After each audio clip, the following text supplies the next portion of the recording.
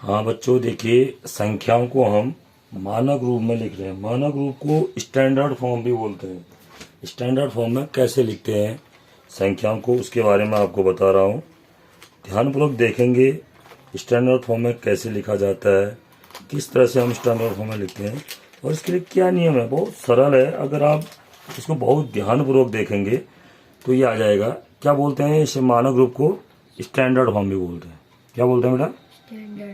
Standard form, STANDARD, standard form. Standard form भी इसको बोला जाता है।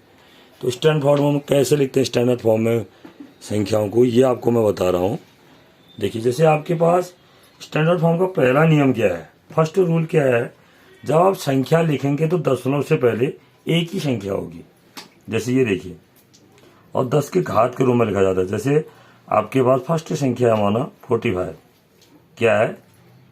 45 है ना। अब आप 45 को किस रूप में लिखना चाह रहे हैं? स्टैंडर्ड फॉर्म में लिखना चाह रहे हैं। तो आपको पता है डेसिमल से पहले एक ही संख्या आनी है, तो इसको आप क्या लिखेंगे? 4.5 लिखेंगे ना। क्या लिखेंगे? 4.5 लिखेंगे। लेकिन अब 45 को हम 4.5 कैसे लिख सकते हैं? नहीं लिख सकते हैं ना। तो इसको एक ही तरीके से लिखते हैं, जब हम इसमें किसका मल्टीप्लाई करते हैं? 10 का। किसका मल्टीप्लाई करते हैं? 10 का मल्टीप्लाई करते हैं। आ रहा समझ में? 10 का मल्टीप्लाई करेंगे तो क्या फायदा होगा, मतलब क्या मिलेगा इससे? 10 का जब हम मल्टीप्लाई करेंगे तो ये 45 ही रहेगा। क्या रहेगा? 45 ही रहेगा। कैसे रहेगा 45 भी? ध्यान दिया आपने?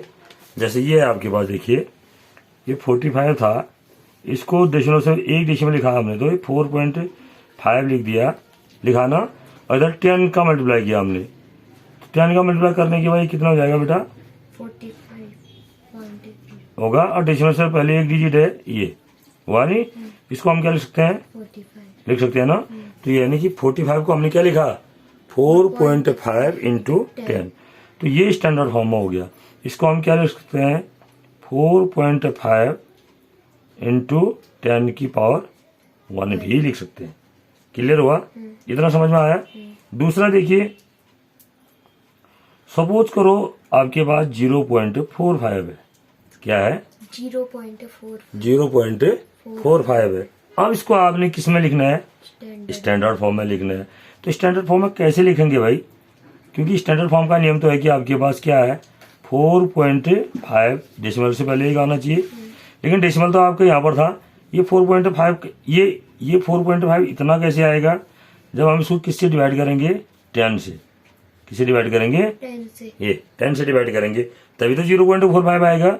अब इस 10 को हम क्या लिख सकते हैं? देखो, ये 4.5 है, ये 10 की पावर 1 लिख सकते हैं। इसको हम क्या लिख सकते हैं? 10 की पावर 1 लिख सकते हैं ना।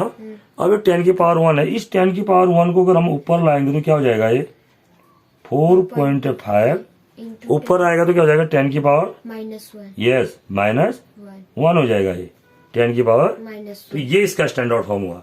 यानी कि 0.45 का स्टैंडर्ड फॉर्म मीन्स मानक रूप। मानक रूप में की कहानी क्या बताया मैंने?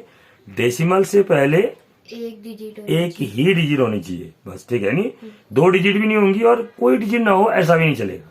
आया समझ में? ठीक है। देखो यहाँ पर जैसे 45 था। अब एक एग्जांपल और देता हूँ मैं आपको इसका, ठीक है ना। एक एग्जांपल और देता हूँ, जैसे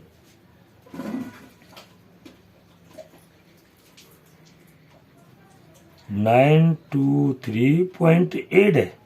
923.8 है ना। अब आप देख रहे हैं 923.8 है। हाँ, तो देखिए आपके पास क्या है?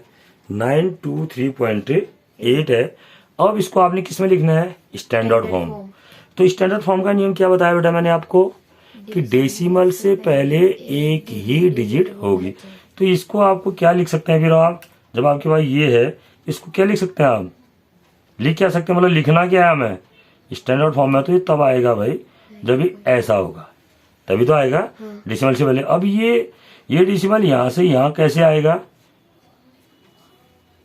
100 से। जब हम इसको 100 से इसको हमने डिवाइड किया होगा, यानी कि इसको 100 से मल्टीप्लाई भी कर देंगे। 100 से मल्टीप्लाई करेंगे तो डेसिमल यहाँ पर आएगा नहीं आएगा? कैसे?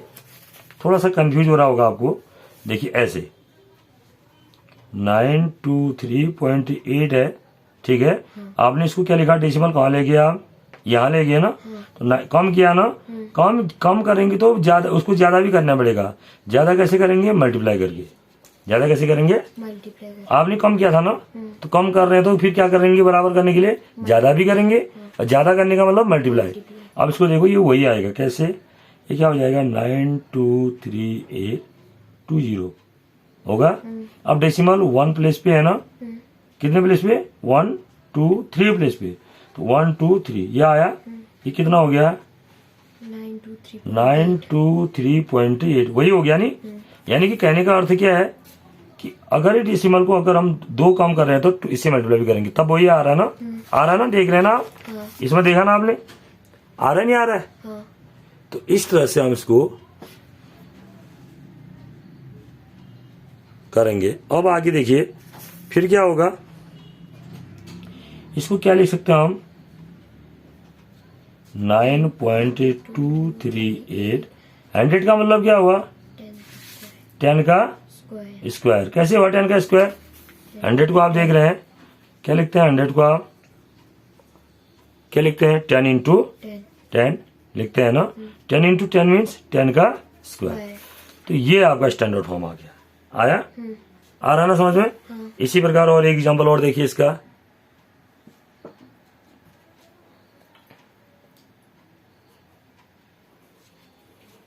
माना 0.00826 है, ठीक हो गया। क्या है, 0.00826 है, क्या लिखा मैंने, 0.00826, ये देखो, ये नंबर लिखा मैंने 0.00826। इसको आपको काय में लिखना है, स्टैंडर्ड फॉर्म में, काय में लिखना है।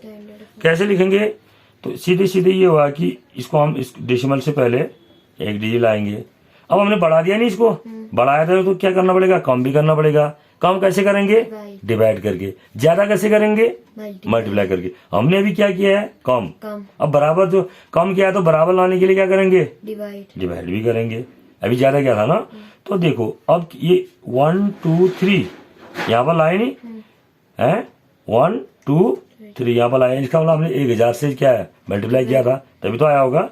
1000 से हम डिवाइड भी कर देंगे, ये करेंगे नहीं करेंगे, आ रहा समझ में। 3 प्लेस उधर लेके, 3 प्लेस पहले हम 3 प्लेस कहाँ लेके, दाएं ओर बढ़ाया हमने, तो उसी जो बढ़ाया था उसी को कम करने के लिए हमने 1000 से डिवाइड भी कर दिया, बराबर हो गया। पहले बढ़ाया फिर कम कर दिया, बराबर हो गया ना।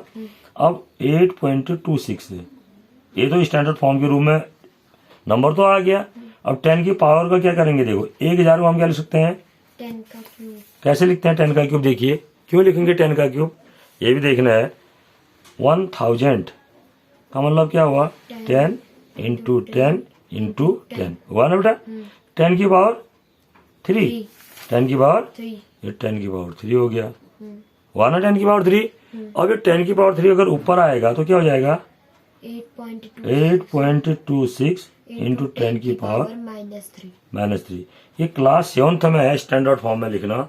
8th 9th में भी आता है, आना चाहिए ऊपर ऊपर। जब इंटरमीडिएट की क्लास में आप पढ़ते हैं तो फिर ये आना चाहिए आपको, ठीक हो गया, कि 10 की पावर के रूप में कैसे लिखते हैं। दूसरी बात, इसमें मेन ध्यान क्या रखना आपको, जैसे कोई भी पावर है, जैसे a की पावर m है, ठीक है ना, ये ऊपर आता है पावर और इंडिसेज। अब जब आप घात और घातांक जब आप पढ़ते हैं तो ये क्या होता है, एक्सपोनेंट में ये ऊपर आ जाता है, देखो a की पावर -m हो जाता है, ठीक है।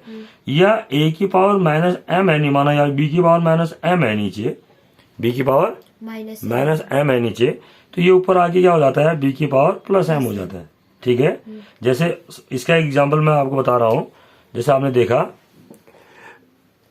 यहां पर देखें आप, जैसे 2/10 की पावर -7 है, ठीक हो गया, 2/10 की पावर -7 है, तो ये ऊपर आगे क्या हो जाएगा, 2 इंटू 10 की पावर 7। बेटा ये भी स्टैंडर्ड फॉर्म में हुआ, क्यों हुआ, 2 को हम क्या लिख सकते हैं, 2.0 इंटू 10 की पावर -7 हुआ नहीं।